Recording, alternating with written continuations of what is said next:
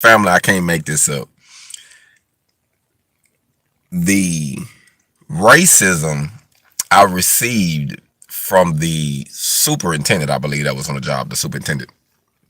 The racism I received from that superintendent was unreal. Like, this guy wouldn't even speak to me. He would speak to my wife and the guy that I had working with me, and both of them was white. But he wouldn't even direct none of his questions to me. He would direct it to them. Like, I can't even make it up. Have anyone seen that Western movie, The Hateful Eight, Ungrateful Eight, or something like that, where Samuel Jackson was talking to one of the colonels, and the guy wouldn't speak to him personally. He said, "Could you let him know that I don't speak to so and so, so and so?" That's how that guy was treating me. Like, I can't even make it up, family. So Tennessee is one of the ones where I could say that it was, some of the stuff I had to deal with was just unreal. The job went good. I made money and I moved on, but I never did return to go back and make any more money there. I wasn't even concerned with trying to network in Tennessee. I have seen some good opportunities, but for me personally, Tennessee was, as far as a black African American, Tennessee is kind of like, it still got its foot on your neck a certain way. Just like where I'm from. I'm from Arkansas. You know what I mean? I mean, these cousin states, or however you want to call it. So I have only been able to get a certain level in Arkansas. And now, to be honest with you, like, I haven't made my most money in welding in my home state. I haven't. I'm gonna be honest with you. I made more money welding in my trade in Phoenix, Arizona. And I want to say this: working for a company, I got up to $30 an hour as a welder, foreman, installer. I did repairs, different things, but I got up to $30 an hour. And I made more money in Phoenix, and I think it was because it was so big.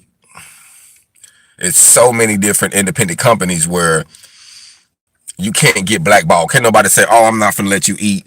And there's so much money in the economy there that everybody's asking different things. Like, it's so many independent contractors, so many mom and pop shops, so many companies that you can actually bounce around and help out. That be needing help, because a lot of times our issue was a lot of people have the skills but they won't come to work.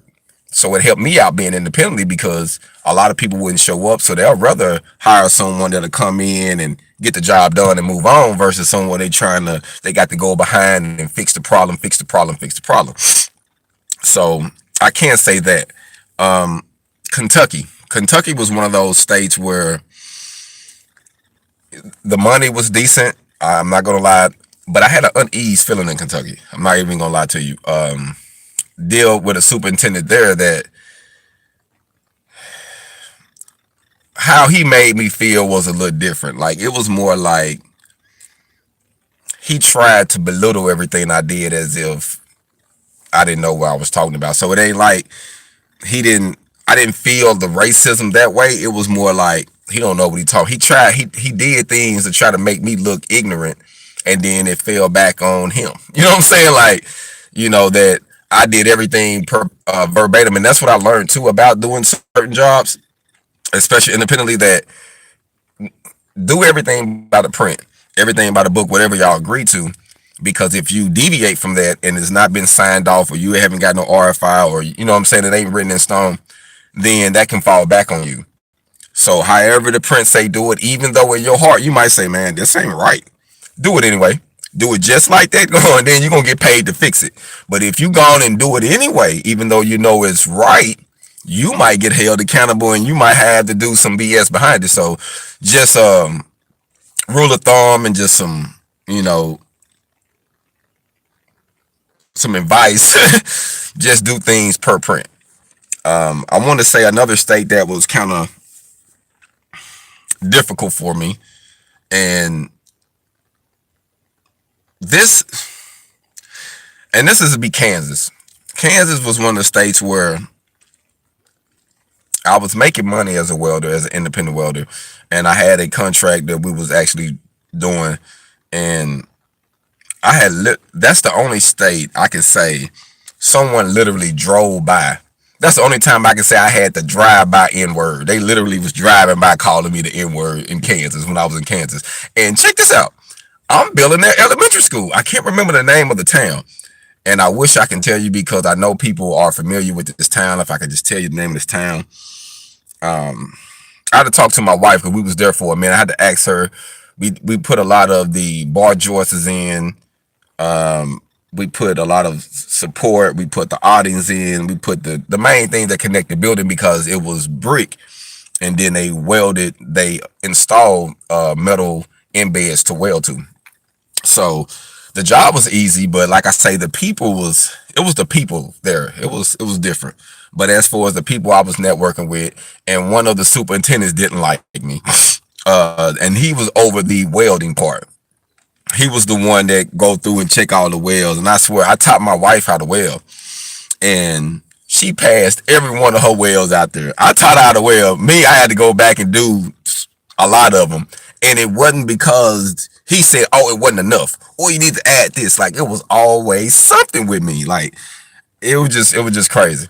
So, but on the top of my list, though, I want to say this before I let y'all go because I didn't want to hold you that long. The worst state I would say, in my personal opinion, being independent as a black welder, was Oklahoma. Oklahoma was one of the worst states I have ever been in and networked as a welder. It was the only state where I was actually doing a service call where someone came out, a neighbor, not even the person, a neighbor came out with an assault rifle, not like he was ready to go to war. While I'm going to a service call, the only time I ever had a gun pulled on me, it was unreal. Like that situation could have went left field fast. Oklahoma, man, was a very bold. It was a I call Oklahoma it was a very bold, you know, they was different, man. It's like I would say they like cowboys slash, you know, southern, like want to be southern but cowboyish voices. I don't know. It was different, man. They got some southern ways. Try to want to be nice, and certain of them, like I say, all the people there ain't bad, but I got a bad vibe being in Oklahoma. But in the midst of me having the worst state I was in, I was also able to build something that I never did before from start to finish, and that was my shipping container conversion, which was a 20-foot office. It was a home office, and I sold it there, and it was actually featured in the Oklahoma City Home and Garden Show last year. Very, very big event. I was actually the only black owner in there promoting. I got in. It was just a blessing. Like the way things worked out, it was a blessing. But you remember how I said in one video, you have to disguise your business, your black business, in order you to grow it. People literally thought I was there working for another company, not knowing that the company paid for me to be down there, paid for my room, my gas, like they looked out for me to be there because they bought it from me and wanted me to present it for them. Show people the ins and outs, walk around and answer any questions, all of that. And so in the midst of that being one of the worst states I've been to welding, I was able to accomplish something that me personally, I feel like they would be etched in stone. You know what I mean? It was like a commandment. I actually did something there. In the midst of that, I did something there that would actually allow me to live to be remembered a long time. You know what I mean? From what I did there. And I just wanted to say that everywhere you go, you're going to have different situations. Like I had a bad situation in Nevada, but it was more the people that was working for the company. You know what I mean? Like they wasn't used to seeing no black welder. A lot of times it's like, being black and being independent, you have to take chances. You have to go through things. And a lot of times it was dealing with seasoned guys that's been in the field. A lot of them don't understand how I'm doing it or how I got the opportunity or how I get, who I call or who put me on. It's just some crazy stuff. So a lot of it was just dealing with people feeling I shouldn't be doing what I'm doing. So, traveling, like I say, I have went different places. Washington was a good state. I had a good time there. I actually started a project that we didn't get a chance to finish because one of the contractors did something wrong, but we still got paid for it. We did what we was paid to do. We just didn't get a chance to finish the job, but it was cool. So I didn't travel different spots, but I would most definitely say that I have to say thumbs down that Oklahoma was my worst state. And I would say my best prosperous state was Arizona. I most definitely have to say that. Um, I had a good run, and I really, honestly, like I'm in my hometown there, McGee, but my goal is to go back and forth. I got to really get back out to Arizona. There's more opportunities there. See, there's more opportunities there when you're in a small place. A lot of times you got small-minded people. They think smaller, and they will really try to hold you down, or they'll really try to get everything that they'll rather go through a certain route. They're used to dealing with certain people, even though this guy might do something, not show up, whatever. They'll rather deal with this person than deal with someone coming in that's not been around. And I just don't believe in kissing nobody's butt. Like, I just want to do my job. I want to network with people, but I don't want to kiss your butt just for a position, just so I can say I belong to this community or whatever. I don't do none of that, man. I'm just shooting straight. Like, I don't have no problem going to a job, getting money, because I always tell people it's good money. If you see something going on and you independent of the area and you slow, like here, I've been in my hometown now for knocking on a couple months, and it has been very slow, family. Like here, I haven't did anything, worth of value here. I did a couple small jobs in 2 months, a couple small jobs. But in Little Rock, I hit a lick, and then I also got a couple more things that's been popping up in that area. But around here, I just can't. Like, it's tight and it's small. Like I say, it's 4,000 people here, 5,000 people here, so it's a different environment. So sometimes you have to move around outside of the area.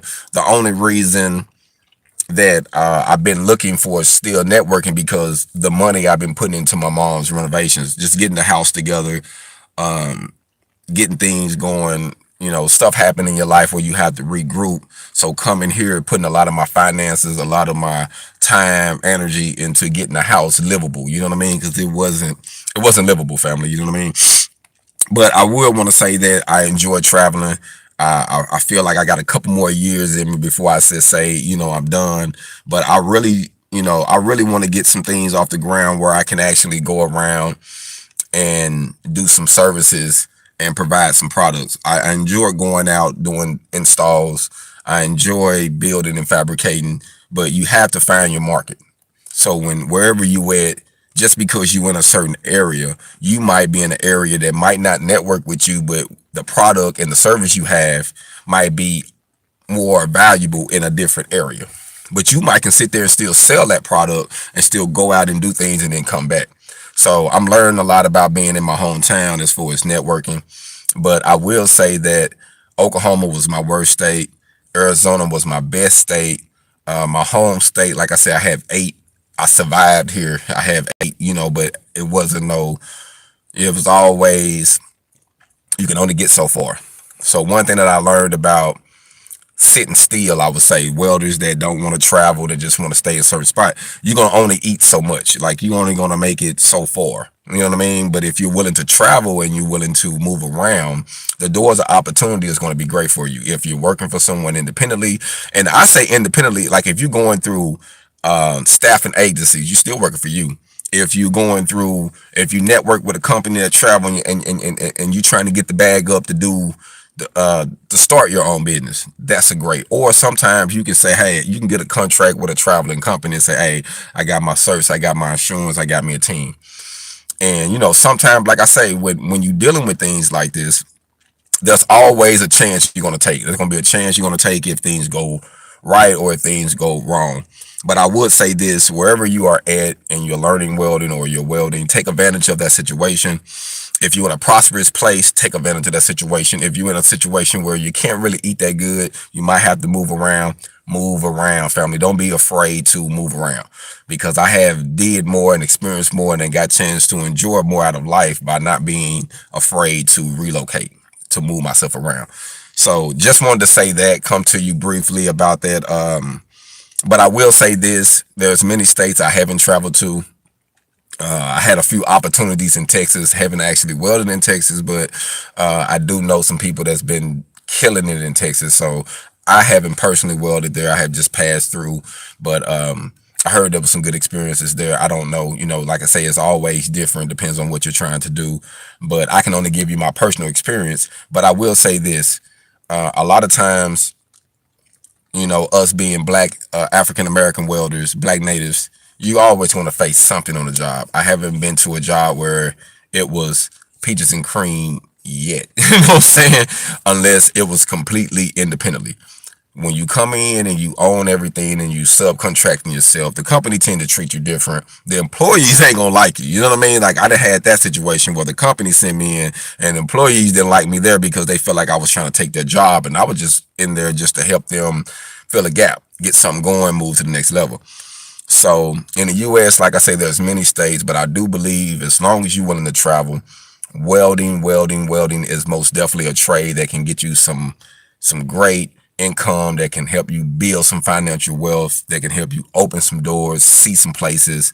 All you have to do is be willing to relocate. So if you go somewhere it's not working, or you in a place and it's not working, don't be afraid to relocate. Don't be afraid to find a good opportunity for yourself. HogOn, y'all be blessed. Keep prospering.